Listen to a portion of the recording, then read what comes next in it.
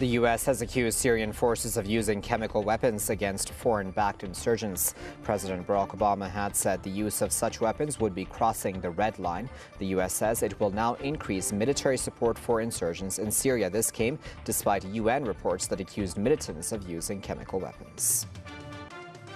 The FBI director has defended the U.S. government's controversial spying programs. Robert Mueller said the tactics have been done in compliance with U.S. law and Congress oversight. He also said the FBI is conducting a criminal investigation of ex-CIA worker Edward Snowden, who leaked the U.S. electronic surveillance programs.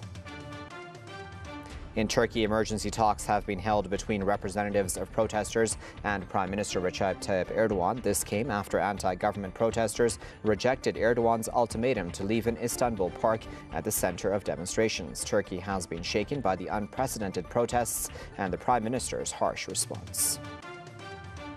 Iranians are set to go to the polls on Friday to choose their new president. 3 principlist candidates, 2 independents, and 1 reformist are running for president. The latest opinion polls show more than 60% of eligible voters will be taking part in the election. The polls also show Friday's election will probably go to a runoff.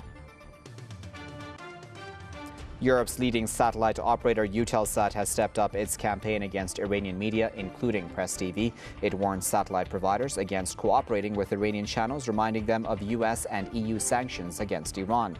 However, the EU foreign policy chief's spokesman says sanctions do not apply to Iranian media.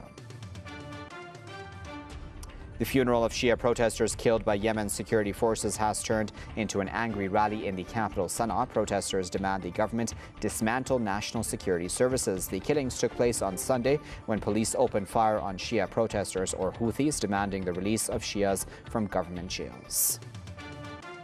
Bahrain says it has arrested leading members of the February 14th Revolution Youth Coalition activist group. It says that, quote, the main actors who took part in criminal acts have been identified.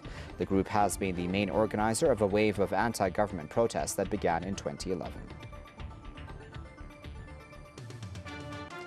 At least 4 people have been killed in a shooting incident in the U.S. state of Missouri. Police say the victims include 2 men and 2 women. The shooter is said to be among the dead. The identities of the victims and the motive behind the attack are still unknown.